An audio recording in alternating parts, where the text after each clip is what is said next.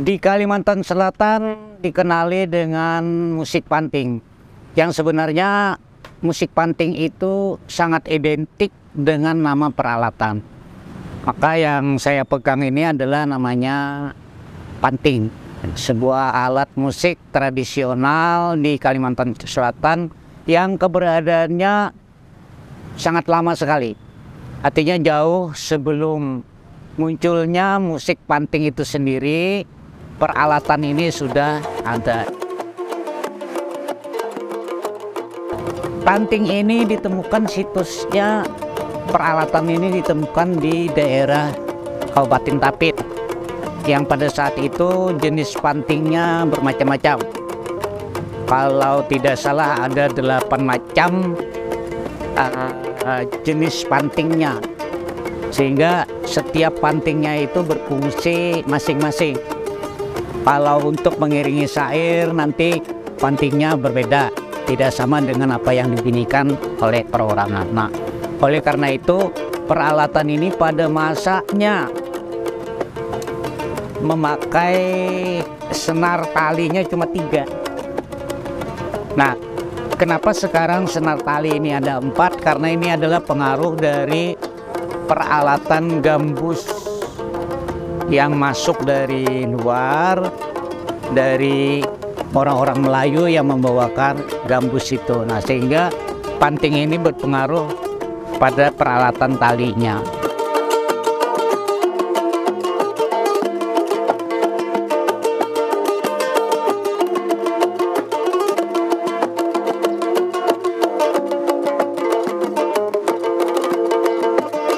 Pada masanya juga panting ini dominan ketika mengiringi orang-orang berseloka.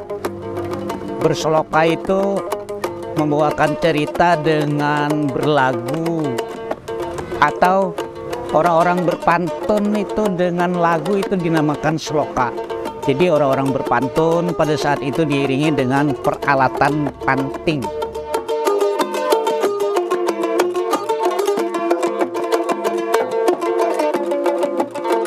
Nah, sementara karena tadi ada pengaruh dari senar ini menjadi 4, maka ada sebagian menyebutkan bahwa itu adalah panting gambus. Mungkin di daerah lain ada yang gambus namanya, bentuknya sama tapi gambus. Tapi kalau orang di Banjar menyebutkan peralatan ini karena pengaruh talinya 4 ini tadi menjadi panting gambus. Panting ini bahannya ini dari kayu yang cukup alot. Biasanya ada dahulunya itu digunakan adalah kayu kenanga, kayu kembang kenanga. Ada juga kayu nangka. Dulu itu dibuat perorangan, tidak ada pengrajin. Tapi sekarang peralatan ini sudah ada pengrajinnya, maksudnya yang tukang buat, khusus membuat peralatan panting ini. Dan bahan yang dia gunakan adalah kayu nangka, batang nangka. Karena batang nangka memiliki serat getah bening sehingga penutup dari puri-puri kayu itu, sehingga bunyi yang dihasilkan itu lebih bagus. Nah, pengrajinnya ini dulu peralatan ini tidak seperti ini bentuknya. Maksudnya ini pada muka ini ada berukir untuk hiasan, untuk memperindah tampilan. Sementara ininya sudah pakai kayu. Kalau aslinya itu ini pakai kulit kuraca, sejenis ular. Jadi lentingannya lebih bagus, tetapi sisi lemahnya bagi pengrajin mungkin memakai kulit itu adalah ketika hari dingin dia akan berubah bunyi, sehingga dia pakai kayu sehingga bunyinya tetap, artinya tidak berubah. Dan desain pembuatannya ininya tidak terlalu besar, memang untuk lentingan bunyi itu memang ini harus lebih impress. Jadi tidak lengkung begini. Kalau melengkung itu bunyinya berbeda. Jadi yang dihasilkan, sehingga pengrajin ini, saya yakin yang membuat ini adalah sangat kenal dengan di mana lantai bunyi yang harus dimunculkan, di mana ruang bunyi yang harus dilengkungkan dan seterusnya, sehingga benar-benar terdengar bunyinya bunyi lentingan panting.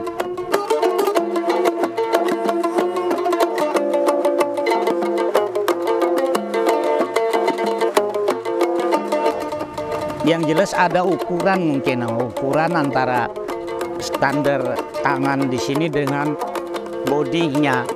Karena apabila terlalu panjang ininya bisa ngembas bunyinya. Artinya memang sudah ukuran. Nah, kemudian untuk bentuknya standar seperti ini. Kalau kita lihat sepintas ini seperti apa? Dayung, seperti dayung. Pengayuh kata orang Banjar itu, seperti itu, karena dia sangat mengapresiasi muatan lokalnya. Kalau ini dibikin segi 4 mungkin bisa juga, tetapi ya itu bukan standarnya peralatan ini. Peralatan ini ya standarnya seperti pengayuh di belakangnya. Lantai bunyinya juga diberi lubang agar udara yang ada di dalam ruang bunyi itu keluar. Kemudian dulunya kan ini tidak pakai pernis, jadi kayu biasa, polos biasa. Sekarang sudah ya karena menyesuaikan dengan zaman, sehingga ini diberi pernis, lebih menarik penampilannya. Karena ini tadi panting adalah jenisnya pada melodi, jadi jenis bunyi yang dihasilkannya adalah melodi, sehingga ini bisa kolaborasi dengan peralatan apa saja. Apalagi dengan perkusi tadi kan menjadi ensemble musik, menjadi tambahan alat, ada babon, ada gong karena sifatnya perkusi. Yang sifatnya melodi di situ adalah biola bisa. Artinya karena dia memiliki rentang melodinya adalah kromatik, jadi dengan peralatan apapun bisa sebenarnya. Apalagi jangan dengan gitar bisa, atau dengan apa saja yang sejenis melodi juga bisa dikolaborasikan. Tadinya musik panting itu adalah kolaborasi dari beberapa peralatan. Ya, peralatan utamanya adalah panting, kemudian ditambah babon, ada gong, ada suling, ada biola, ada tamborin, dan seterusnya, sehingga alat ini bisa dimainkan dengan peralatan lain, dengan genre musik apa saja sebenarnya bisa, karena dia memiliki rentang melodi yang kromatik.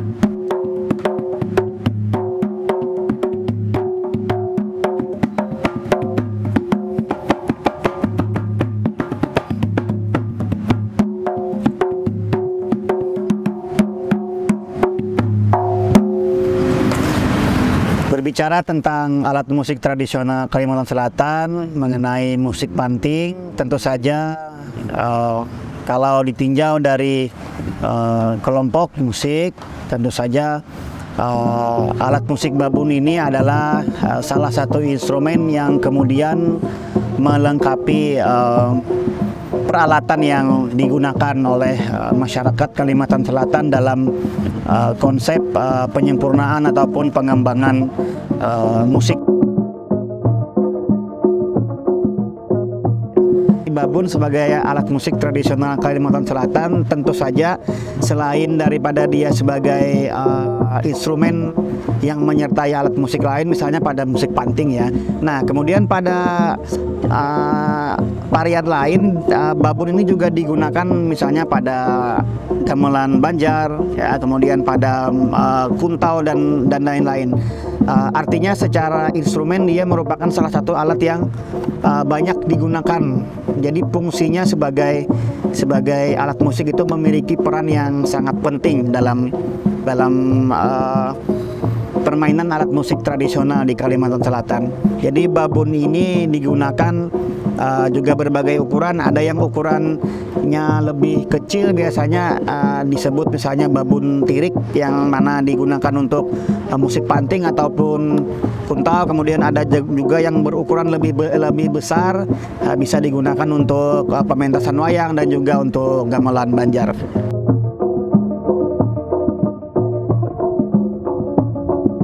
Ini adalah istilah lokal yang diucapkan ya, karena mungkin terinspirasi dari bagaimana bunyi yang dihasilkan oleh alat musik, seperti halnya panting itu adalah bunyi yang mendenting ya, lalu kemudian hadir. Nah makanya babon ini bab, semacam ada bunyi bab dan bun ataupun dung ya. Cuma dalam penamaan itu biasanya berdasarkan daripada bagaimana kearifan lokal yang ada di masyarakat itu sendiri.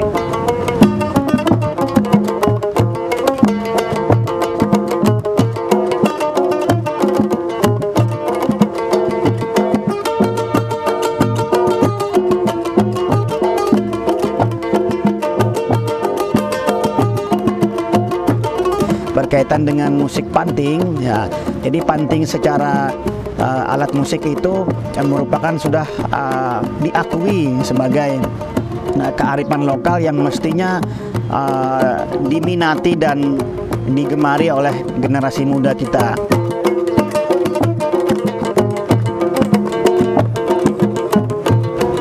Pemuda ataupun milenial yang mempunyai gaya ataupun budaya sendiri, juga idealnya kita jangan melupakan akar ataupun asal-muasal budaya yang kita miliki. Oleh karenanya, suatu budaya itu dia akan tetap bisa bertahan dan berkelanjutan jikalau ada estafet berkelanjutan yang dilakukan.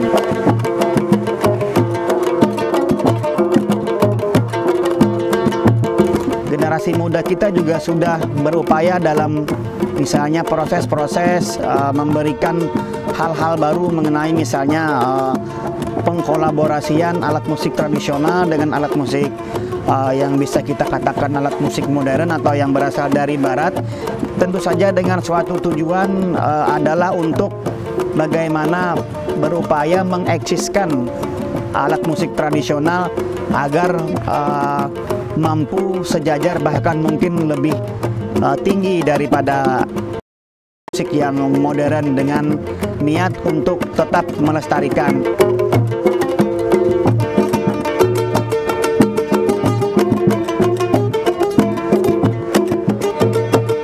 Dengan hadirnya kolaborasi-kolaborasi itu mungkin bisa memberikan warna baru ataupun inovasi-inovasi baru yang sesuai dengan kondisi realitas kebudayaan hari ini.